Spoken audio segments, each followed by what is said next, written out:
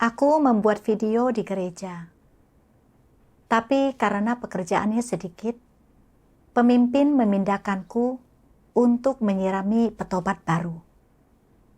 Aku lalu dipindahkan ke tempat sebelumnya untuk memenuhi kebutuhan pekerjaan. Tak disangka, beberapa bulan kemudian, pekerjaan kami berkurang, dan aku kembali ke tugas menyiram. Lalu, aku dipindahkan lagi. Dan seorang saudari berkata kepadaku, "Kau pergi kemanapun mereka membutuhkanmu." Saat itu, aku tak terlalu memikirkannya. Namun, belum sampai sebulan, pekerjaan video berkurang lagi. Dan aku mulai khawatir. Sebentar lagi, kami tak akan butuh orang sebanyak ini. Lalu aku akan dikirim kembali untuk menyirami petobat baru. Tenggorokanku tercekat saat memikirkan itu.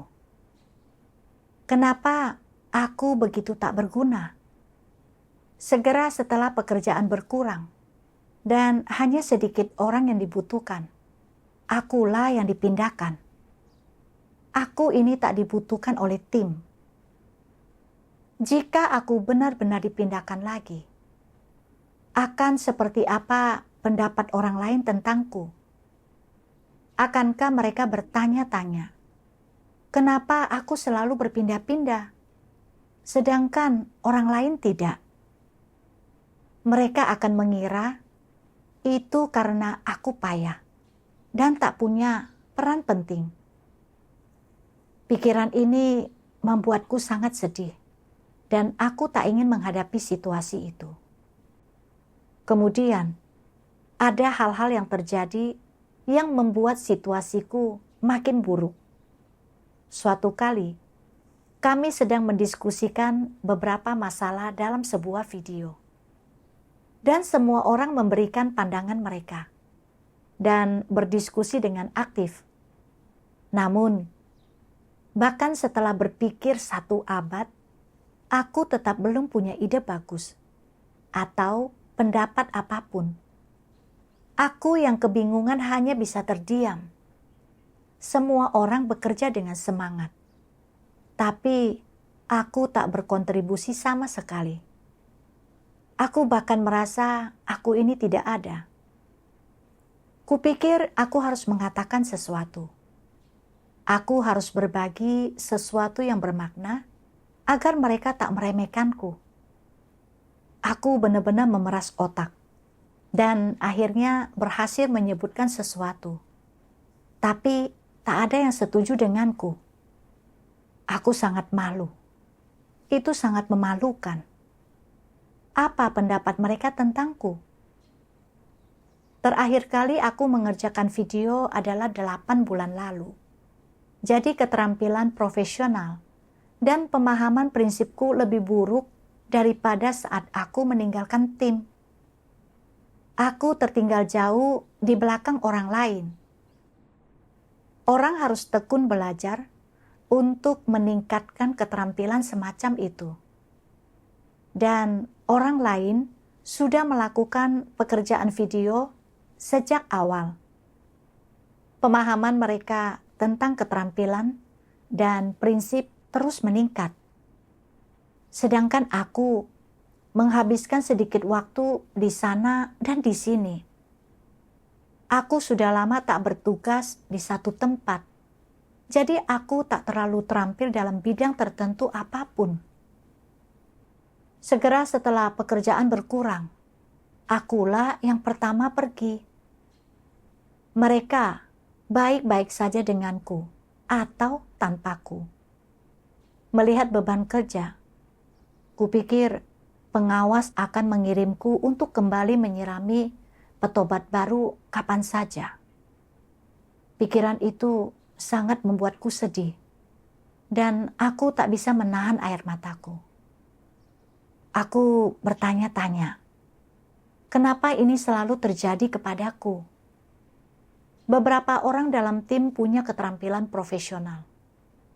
Ada yang kompeten, ada yang berpengalaman, dan telah lama melakukan tugas ini. Beberapa orang sangat efisien. Mereka semua menonjol dalam beberapa hal. Tapi kualitasku tak sebagus mereka. Aku tak terampil dan selalu selangkah di belakang mereka. Jadi saat pekerjaan berkurang dan lebih sedikit orang yang dibutuhkan, tentu saja akulah yang dicopot. Andai aku punya kualitas bagus dan keterampilan profesional seperti mereka, aku tak akan selalu dipindahkan.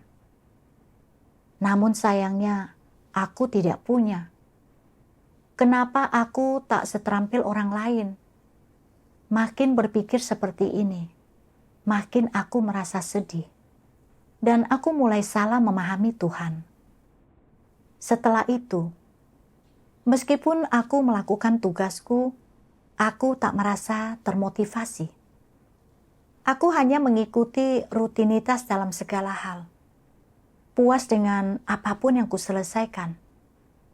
Aku tak memikirkan caranya bekerja lebih efisien untuk mencapai lebih banyak. Aku tak berusaha keras menyelesaikan masalah yang kutemui. Aku tak tahu berapa lama akan bertahan di tim. Jadi kubiarkan saja. Selama masa itu, aku sangat cemas setiap kali pemimpin tim datang untuk bicara denganku. Kupikir dia mungkin akan menyampaikan perubahan tugasku. Jantungku berdebar kencang, sampai aku tahu itu hanya percakapan kerja biasa. Ini terjadi berulang kali, yang membuat setiap hari terasa melelahkan. Aku sudah cukup tidur, tapi terus terkantuk-kantuk di saat teduhku, dan aku tak mendapatkan wawasan dari firman Tuhan. Aku sadar bahwa keadaanku keliru. Jadi aku bergegas berdoa di hadapan Tuhan dan mencari, lalu merenungkan masalahku. Kemudian, aku membaca kutipan firman Tuhan yang membantuku memahami diriku. Tuhan yang Maha Kuasa berfirman, "Apa prinsip-prinsipmu dalam berperilaku? Engkau harus berperilaku sesuai dengan posisimu, menemukan tempatmu yang tepat, dan melakukan tugas yang seharusnya kau lakukan. Hanya orang seperti inilah yang berakal sehat. Sebagai contoh, jika orang mahir dalam keterampilan profesional tertentu dan memahami prinsip-prinsipnya, mereka harus mengambil tanggung jawab dan melakukan pemeriksaan akhir di area tersebut. Jika orang mampu memberikan gagasan dan wawasan, menginspirasi orang lain, dan membantu mereka untuk melaksanakan tugas mereka dengan lebih baik, maka mereka harus menyampaikan ide-ide mereka.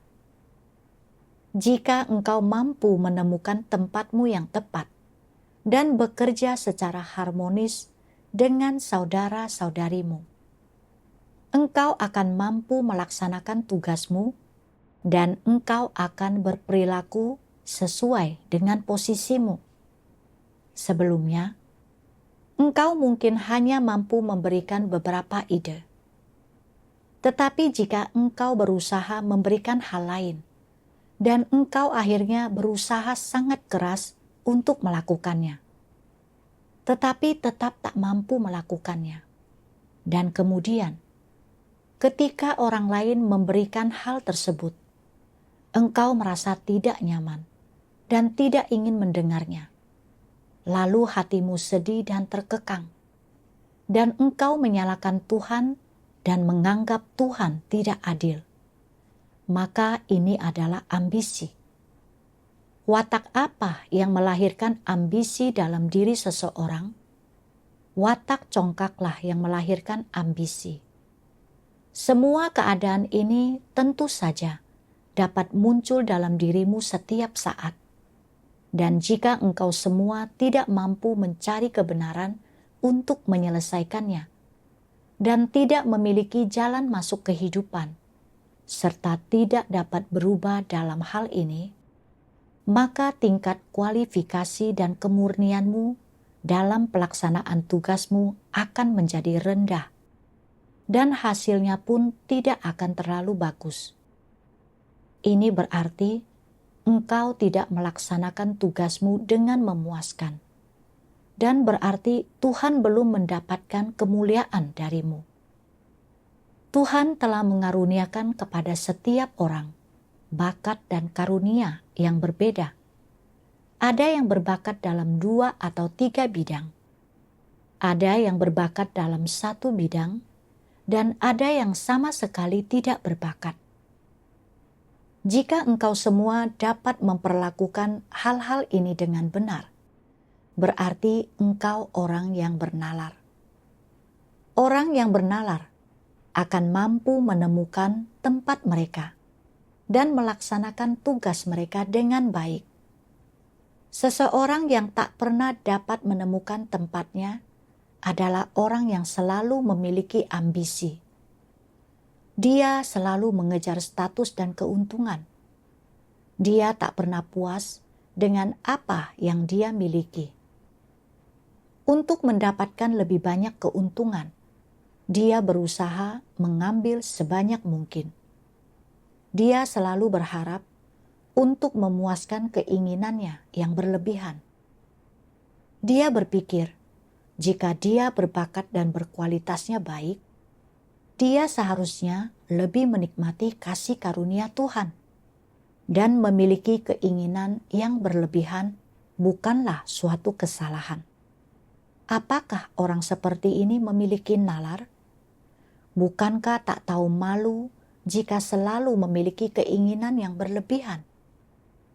Orang yang berhati nurani dan berakal sehat dapat merasakan bahwa itu tak tahu malu. Orang yang memahami kebenaran tidak akan melakukan hal-hal bodoh ini. Jika engkau berharap mampu melaksanakan tugasmu dengan setia untuk membalas kasih Tuhan, maka harapanmu ini bukanlah keinginan yang berlebihan. Ini sesuai dengan hati nurani dan nalar kemanusiaan yang normal. Ini membuat Tuhan senang. Jika engkau benar-benar ingin melaksanakan tugasmu dengan baik, pertama-tama engkau harus menempatkan dirimu pada posisi yang tepat, dan kemudian melakukan apa yang dapat kau lakukan dengan segenap hatimu, dengan segenap pikiranmu, dengan segenap kekuatanmu, melakukannya sebaik mungkin. Ini artinya memuaskan, dan pelaksanaan tugas semacam itu memiliki tingkat kemurnian. Inilah yang harus dilakukan oleh makhluk ciptaan yang sejati. Firman Tuhan menunjukkan kepadaku bahwa aku merasa sedih akhir-akhir ini karena hasrat liarku belum terpuaskan. Orang lain tak mengagumi atau menghargaiku. Aku juga tak bisa mengubah keadaanku. Jadi aku salah paham dan menyalahkan Tuhan. Merasa yang Dia berikan kepadaku tak cukup baik. Tugasku telah berubah 2 kali karena pekerjaan berkurang. Dan mungkin aku akan dipindahkan untuk ketiga kalinya dalam waktu kurang dari sebulan setelah kembali. Dalam situasi ini, aku merasa akulah yang terburuk di tim, yang tak dibutuhkan, dan keberadaanku tak ada nilainya. Aku tak bisa menerima kenyataan ini, dan aku sengsara. Dalam diskusi kerja, aku tak ingin terlihat terlalu payah. Jadi aku memutar otak dan mencoba memberikan pendapat yang berarti dan brilian. Tapi saranku ditolak dan aku merasa sangat malu. Melihat keterampilanku jauh tertinggal dari yang lain, membuatku merasa kesal dan jengkel. Kupikir, aku tak terlalu terampil dalam hal apapun karena tugasku terus berubah. Dan kemanapun aku pergi, aku selalu menjadi yang terbawa dan bisa dipindahkan kapan saja. Aku diam-diam membandingkan diriku dengan yang lain. Aku merasa mereka semua punya kekuatan dan unggul dalam bidang tertentu. Dan dalam segala hal, aku berada di bawah standar dan punya kekurangan yang fatal. Lambat dalam segalanya. Aku tidak bisa menghadapi kenyataan itu. Lalu menyalahkan Tuhan karena tak memberiku kualitas yang baik. Aku merasa tertekan dan bersalah, tak bersemangat dalam tugasku. Namun sebenarnya, Tuhan memberi setiap orang karunia, kekuatan, dan kualitas yang berbeda. Kita ditetapkan untuk melakukan tugas yang berbeda-beda. Semuanya telah diatur oleh Tuhan. Orang yang bernalar punya hati yang tunduk. Mereka mengambil posisi yang sesuai dengan kekuatan mereka dan memanfaatkan diri dengan baik. Namun, aku tak tunduk sama sekali. Aku tak rela dinomorduakan. Aku mengejar tempat di hati manusia, juga rasa hormat dan kekaguman mereka, lalu pasif dalam tugas saat tak mendapatkannya. Aku tak punya nalar. Tuhan tak memberiku kualitas yang hebat, tapi Dia juga tak menuntut banyak dariku. Dia hanya ingin aku menemukan posisi yang tepat dan mengerahkan seluruh kemampuanku untuk tugasku, serta merasa cukup hanya dengan melakukan apa yang bisa kulakukan. Namun, aku sangat congkak dan tak punya nalar. Aku tak pandai dalam hal apapun dan tak ingin menghadapi kenyataan. Aku memendam ambisi liar untuk menjadi sukses dalam semalam dan dikagumi orang-orang. Akibatnya, aku menggunakan banyak energi, tapi tak pernah mencapainya dan merasa negatif. Aku menyiksa diriku sendiri. Kemudian aku bertanya-tanya, kenapa aku selalu iri pada karunia dan kekuatan orang lain? Kenapa aku selalu berusaha mendapatkan tempat di hati orang dan tak ingin tertinggal? Apa akar penyebab dari semua ini? Dalam pencarianku, aku menemukan ini dalam firman Tuhan. Bagi antikristus, reputasi dan status adalah hidup dan tujuan mereka di sepanjang hidup. Dalam segala hal yang mereka lakukan, pertimbangan pertama mereka adalah apa yang akan terjadi dengan statusku dan apa yang akan terjadi dengan reputasiku. Apakah melakukan hal ini akan memberiku reputasi yang baik? Apakah melakukan hal ini akan meningkatkan statusku di benak orang? Itulah hal pertama yang mereka pikirkan, yang merupakan bukti yang cukup bahwa mereka memiliki watak dan esensi antikristus. Mereka tak akan mempertimbangkan masalah ini dengan cara lain. Dapat dikatakan bahwa bagi antikristus, reputasi dan status bukanlah tuntutan tambahan, apalagi sesuatu yang tidak diperlukan oleh mereka. Reputasi dan status adalah bagian dari natur para antikristus. Kedua hal tersebut ada dalam naluri mereka, tertanam dalam karakter mereka, reputasi dan status adalah hakikat mereka. Para antikristus tidak acuh tak acuh apakah mereka memiliki reputasi dan status atau tidak. Ini bukanlah sikap mereka. Lantas, apa sikap mereka terhadap kedua hal ini? Reputasi dan status berkaitan erat dengan kehidupan sehari-hari mereka, dengan keadaan sehari-hari mereka, dengan apa yang mereka perjuangkan dalam kehidupan sehari-hari. Dengan demikian, bagi antikristus, reputasi dan status adalah hidup mereka.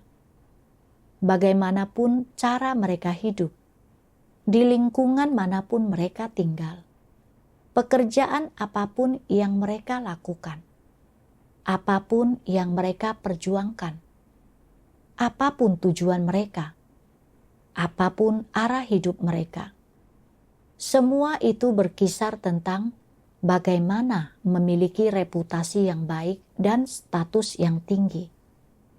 Dan tujuan ini tidak berubah. Mereka tak pernah mampu melepaskan hal-hal semacam ini. Inilah wajah para antikristus yang sebenarnya dan esensi mereka. Jika mereka merasa bahwa mereka tidak memiliki reputasi atau status, bahwa tak seorang pun mengagumi mereka atau memuja mereka atau mengikuti mereka, mereka merasa sangat frustasi. Mereka yakin tidak ada gunanya percaya kepada Tuhan. Itu tidak bernilai dan mereka berkata dalam hati, apakah kepercayaan kepada Tuhan seperti itu adalah sebuah kegagalan? Apakah itu sia-sia? Mereka seringkali memikirkan hal-hal semacam itu di dalam hatinya. Mereka memikirkan bagaimana mereka dapat memiliki kedudukan di rumah Tuhan. Bagaimana mereka dapat memiliki reputasi yang tinggi di gereja, sehingga orang-orang mendengarkan ketika mereka berbicara dan mendukung mereka ketika mereka bertindak dan mengikuti mereka kemanapun mereka pergi. Agar mereka memiliki hak bicara di gereja dan memiliki gengsi, keuntungan, dan status. Mereka sangat berfokus pada hal-hal semacam itu di dalam hati mereka. Semua ini adalah hal-hal yang dikejar oleh orang-orang semacam itu. Tuhan menyingkapkan bahwa antikristus sangat menghargai martabat dan status. Dalam segala hal, mereka selalu memikirkan tempat mereka di antara orang-orang. Mereka menjadikan martabat dan status sebagai hidup dan tujuan pengejaran mereka. Jika tak punya martabat atau tak dikagumi orang, mereka merasa tertekan, sampai kehilangan minat dalam segala hal. Bukankah aku bertindak seperti itu? Saat bolak-balik dipindahkan, aku merasa aku dapat dibuang dan tak berarti. Tak punya status apapun dan tak penting. Jadi aku merasa sangat kesal. Saat mendiskusikan masalah, aku tak punya ide berharga untuk dikontribusikan. Dan tak seorang pun menerima pandangan yang kuungkapkan. Aku merasa akulah yang terburuk dalam tim. Tak ada yang menghormatiku. Dan hidupku tampak tak berarti. Aku menjadi lemah, negatif, salah paham, serta menyalahkan Tuhan.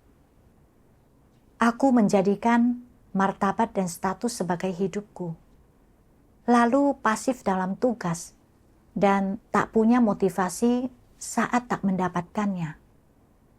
Aku terlalu memedulikan semua itu.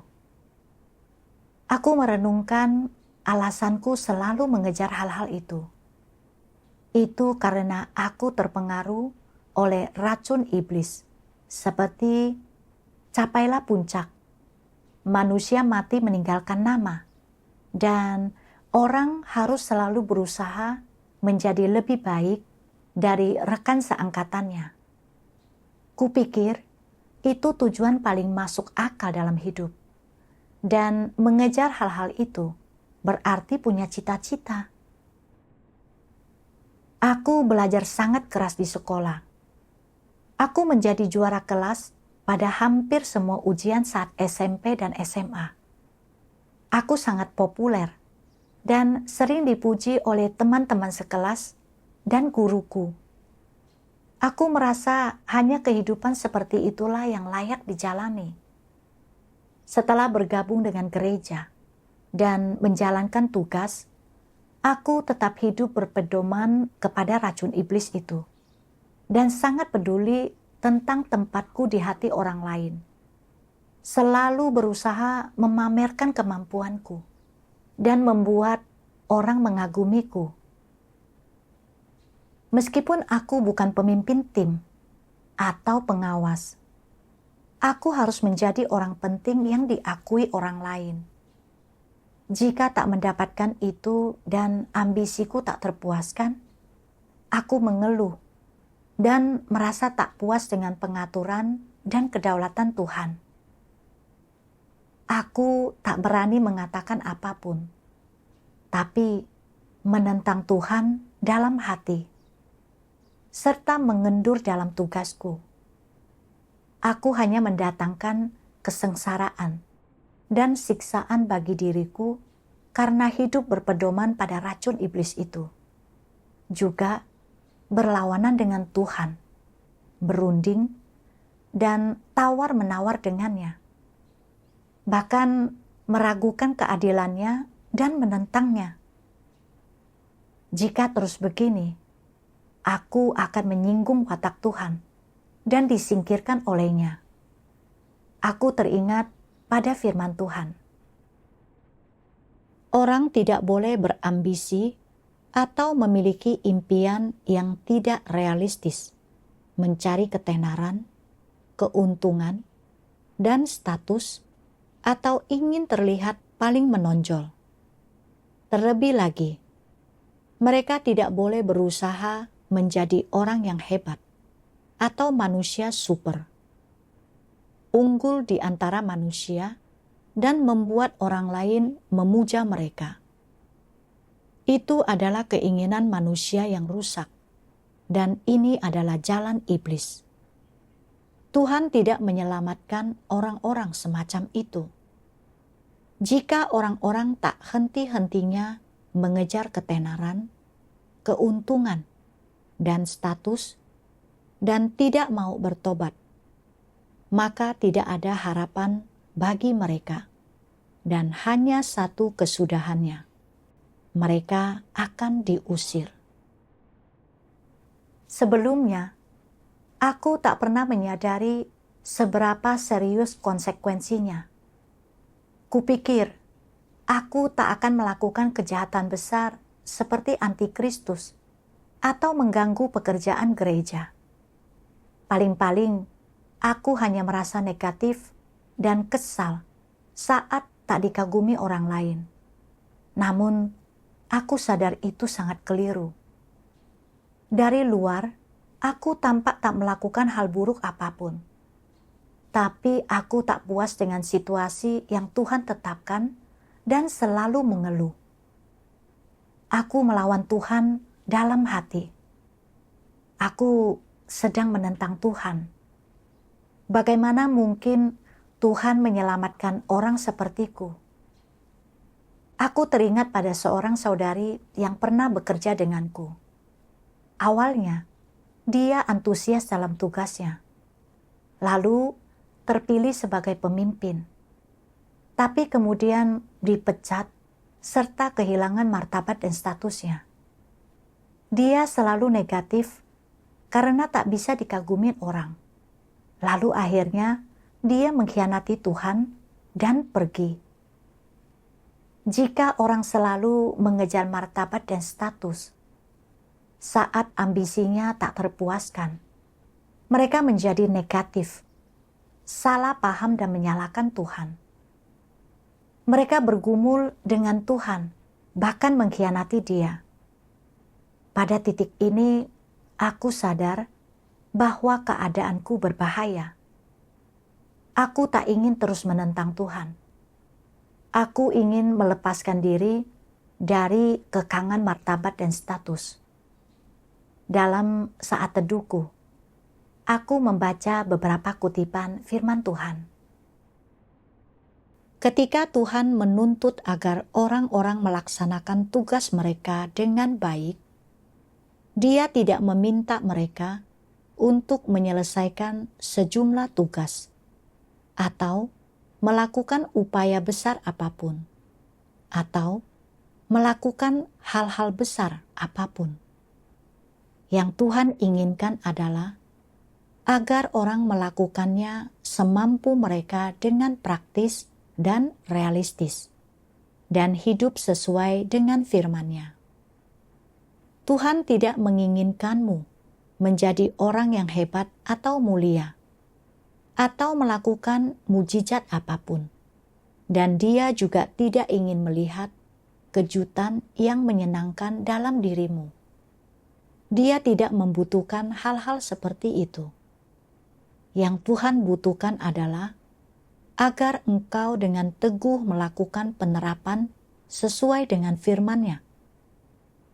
Ketika engkau mendengarkan firman Tuhan, lakukanlah apa yang telah kau pahami. Laksanakanlah apa yang telah kau pahami. Ingatlah baik-baik apa yang telah kau dengar. Dan kemudian, ketika tiba waktunya untuk menerapkannya, terapkanlah sesuai dengan firman Tuhan.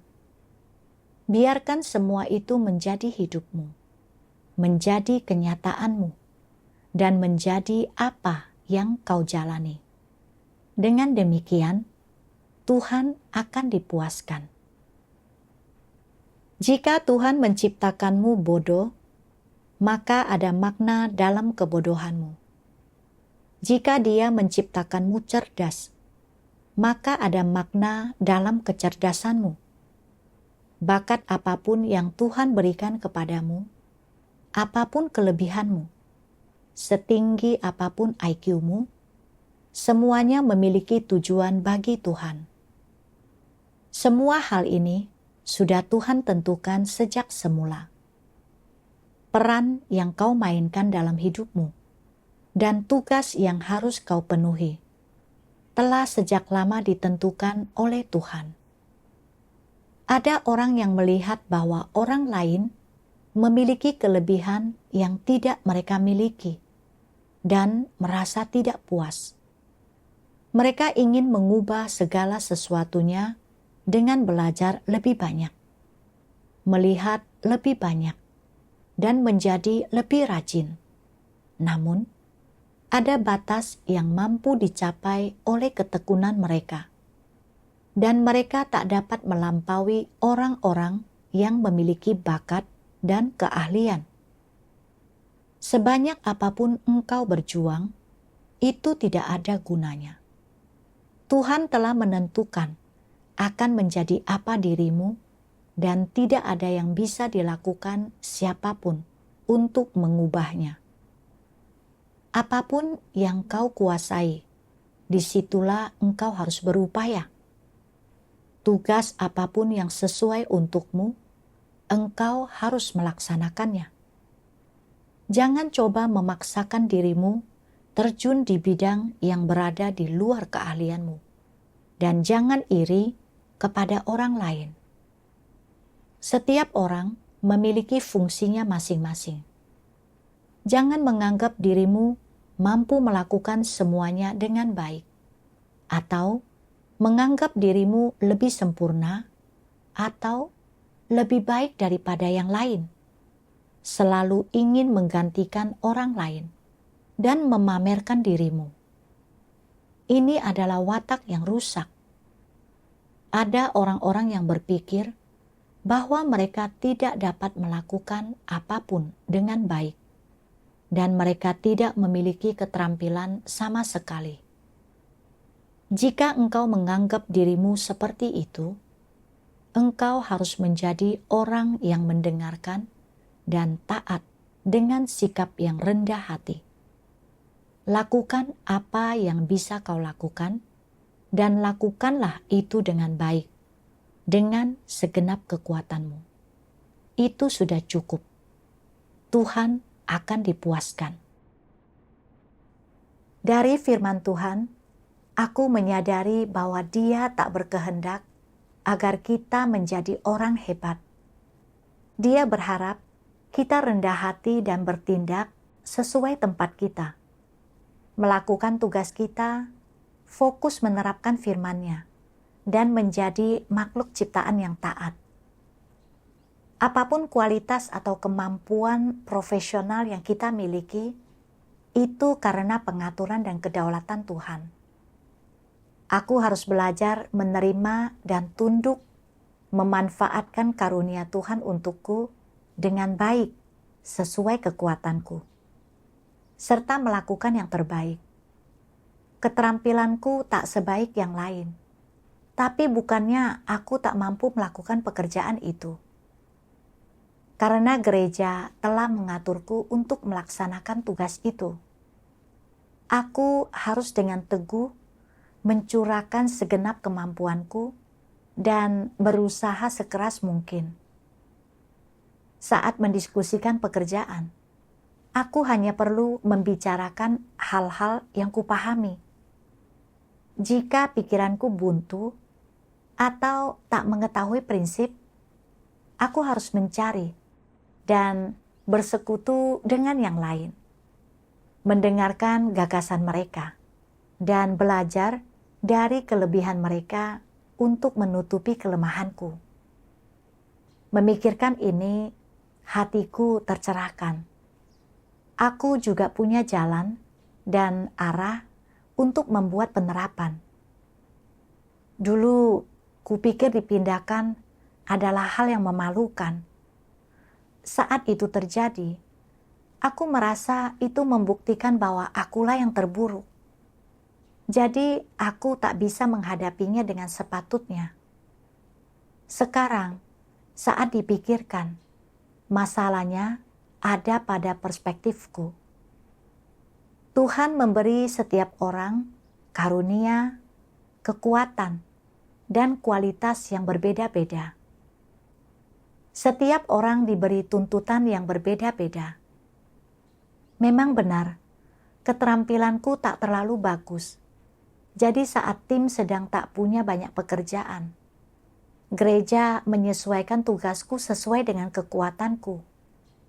Itu sejalan dengan prinsip dan bermanfaat bagi pekerjaan gereja. Selain itu, Tuhan mengukur seseorang bukan hanya berdasarkan pada apakah dia bisa bekerja dengan baik, tapi apakah dia mengejar kebenaran, benar-benar tunduk kepadanya, dan berbakti dalam tugasnya. Pikiran ini mencerahkan hatiku, dan aku tak lagi merasa terkekang oleh perubahan-perubahan pada tugasku. Aku juga tahu persis apa yang harus kukejar. Aku berdoa kepada Tuhan. Ya Tuhan, terima kasih telah mencerahkanku dan membantuku memahami kehendak-Mu. Aku tak tahu kapan akan dipindahkan, tapi aku siap tunduk pada pengaturan-Mu. Dimanapun aku melaksanakan tugasku, aku hanya ingin memberikan segalanya dan memuaskan-Mu. Tolong bimbinglah aku. Setelah mengubah pandanganku, keadaan tugasku juga berubah. Aku selalu berpikir bahwa aku tak seperti yang lain. Aku hanya anggota tim sementara yang bisa pergi kapanpun. Aku merasa akulah yang terbawa, dan aku tak punya rasa memiliki. Aku salah paham dan merasa jauh dari Tuhan, serta tak mencurahkan segalanya demi tugasku. Namun, aku tak merasa seperti itu lagi. Dimanapun aku melakukan tugas, atau untuk berapa lama, ada kehendak baik Tuhan di baliknya. Jadi, aku harus belajar untuk tunduk. Meskipun nanti aku harus pergi, saat ini tugasku adalah membuat video, dan aku harus melakukan yang terbaik setiap hari, serta mencurahkan hati pada tugasku dan pada setiap situasi yang kualami. Saat melakukan tugas, aku sering berdoa kepada Tuhan, meminta Dia membimbingku agar bisa lebih efisien. Aku juga memikirkan masalah yang ada dalam pekerjaanku, agar bisa meringkas dan memperbaikinya dengan cepat. Saat menemukan prinsip yang tak kumengerti, aku bersekutu dengan yang lain. Aku merasa nyaman melakukan tugasku dengan cara ini. Juga merasa lebih dekat dengan Tuhan. Dalam sebuah pertemuan, aku membaca sebuah bagian dari firman Tuhan yang sangat menyentuhku. Tuhan yang Maha Kuasa berfirman, "Apa yang harus orang lakukan sebagai tanggapan atas pengaturan dan kedaulatan Tuhan atas nasib mereka? Engkau harus terlebih dahulu berusaha memahami mengapa Sang Pencipta telah mengatur nasib dan lingkungan hidup semacam ini untukmu. Mengapa Dia membuatmu menghadapi dan mengalami hal-hal tertentu, dan mengapa nasibmu seperti itu. Dari sini, engkau seharusnya memahami apa yang hatimu dambakan dan butuhkan, dan memahami kedaulatan dan pengaturan Tuhan. Setelah engkau memahami dan mengetahui hal-hal ini, engkau tidak boleh menentang, membuat pilihanmu sendiri, menolak, menyanggah, atau menghindari nasibmu. Tentu saja, engkau juga tidak boleh berusaha tawar-menawar dengan Tuhan. Sebaliknya, engkau harus tunduk. Mengapa engkau harus tunduk? Karena engkau adalah makhluk ciptaan. Engkau tidak dapat mengatur nasibmu, dan engkau tidak berdaulat atas nasibmu. Nasibmu ditentukan oleh Tuhan. Berkenaan dengan nasibmu, engkau pasif dan tak punya pilihan. Satu-satunya hal yang harus kau lakukan adalah tunduk. Engkau tidak boleh membuat pilihanmu sendiri tentang nasibmu atau menghindarinya. Engkau tidak boleh tawar-menawar dengan Tuhan, dan engkau tidak boleh menentang nasibmu atau mengeluh. Tentu saja yang terutama, engkau tidak boleh mengatakan sesuatu seperti, "Nasib yang telah Tuhan atur bagiku sungguh buruk. Nasibku menyedihkan dan lebih buruk daripada nasib orang lain." Atau, "Nasibku buruk dan aku tidak bisa menikmati kebahagiaan atau kemakmuran apapun. Tuhan telah mengatur hal-hal buruk bagiku." Perkataan ini adalah kritikan, dan dengan mengucapkannya, engkau sedang bersikap lancang. Itu bukanlah perkataan yang boleh diucapkan oleh makhluk ciptaan, dan bukan sudut pandang atau sikap yang seharusnya dimiliki oleh makhluk ciptaan. Sebaliknya, engkau harus melepaskan berbagai pemahaman, definisi, pandangan, dan pemahamanmu yang salah tentang nasib. Pada saat yang sama, engkau harus mampu memiliki sikap dan pendirian yang benar untuk tunduk pada semua hal yang akan terjadi dengan menganggapnya bagian dari nasib yang telah Tuhan atur untukmu. Engkau tidak boleh menentang, dan tentu saja engkau tidak boleh sedih dan mengeluh bahwa surga tidak adil, bahwa Tuhan telah mengatur hal-hal yang buruk bagimu dan tidak memberimu hal-hal yang terbaik. Makhluk ciptaan tak punya hak untuk memilih nasib mereka. Tuhan tidak memberimu kewajiban semacam ini, dan Dia tidak memberikan hak ini kepadamu. Jadi, engkau tidak boleh berusaha membuat pilihan, bernalar dengan Tuhan, atau mengajukan tuntutan tambahan terhadapnya. Engkau harus menyesuaikan diri dan menghadapi pengaturan Tuhan, apapun itu. Engkau harus menghadapi dan berusaha mengalami dan menghargai apapun yang telah Tuhan atur.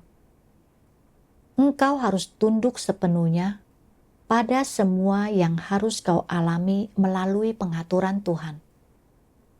Engkau harus tunduk dengan nasib yang telah Tuhan atur untukmu. Meskipun engkau tidak menyukai sesuatu, atau jika engkau menderita karena hal itu, meskipun itu mengancam dan menekan harga diri dan martabatmu, asalkan itu adalah sesuatu yang harus kau alami, sesuatu yang Tuhan telah atur dan tata untukmu, engkau harus tunduk akan hal itu, dan engkau tak punya pilihan tentangnya. Karena Tuhan mengatur nasib manusia dan berdaulat atas diri mereka. Nasib mereka tidak dapat dinegosiasikan dengannya. Jadi, jika orang berakal sehat dan memiliki nalar kemanusiaan yang normal, mereka tidak boleh mengeluh bahwa nasib mereka buruk ataupun hal ini atau hal itu tidak baik bagi mereka. Mereka tidak boleh memperlakukan tugas mereka, hidup mereka, jalan yang mereka tempuh dalam iman mereka, keadaan yang telah Tuhan atur, atau tuntutannya terhadap mereka dengan sikap yang depresi, hanya karena mereka merasa nasib mereka buruk. Merenungkan firman Tuhan membantuku melihat dengan lebih jelas cara menghadapi pengaturan dan kedaulatan Tuhan. Semua nasib kita ada di tangan Tuhan. Di keluarga seperti apa seseorang dilahirkan, pendidikan apa yang dia tempuh, karunia dan kekuatannya, kapan dia datang ke gereja dan mengemban tugas, serta tugas apa yang dia laksanakan. Semuanya diatur oleh Tuhan. Dan kehendak baik Tuhan ada di baliknya. Sebelumnya, aku tak pernah mengerti alasan aku selalu dipindahkan. Tapi setelah memikirkannya baik-baik, aku sadar itulah yang kubutuhkan. Tanpa pengalaman-pengalaman ini, aku tak akan melihat betapa buruknya hasratku akan martabat dan status. Aku masih berpikir bahwa aku telah berubah sedikit dan tak menyadari betapa berurat berakarnya falsafah iblis dalam diriku. Juga bahwa itu telah membuatku kehilangan nalar kemanusiaan yang normal dan melawan Tuhan. Serta tak akan sadar bahwa aku akan disingkirkan jika terus mengejar itu. Dengan mengalami hal ini, aku menyadari pandangan keliruku tentang mengejar martabat dan status. Aku juga paham bahwa itu bukanlah jalan yang benar. Itu adalah cara iblis untuk merusak dan mencelakakan manusia. Aku juga belajar bahwa aku harus menyikapi kualitasku dengan benar, menerima pengaturan Tuhan, dan tunduk padanya. Bisa berdiri di tempatku dan menjadi makhluk ciptaan yang bernalar. Tidak masalah jika aku dipindahkan di masa depan. Tak soal tugas apapun yang kulakukan. Aku harus tunduk pada pengaturan dan kedaulatan Tuhan, mencari kehendaknya, beradaptasi, menghadapinya, dan membenamkan diri dalam setiap situasi yang Dia atur untukku, serta berusaha memetik pelajaran dan belajar tentang diriku melaluinya.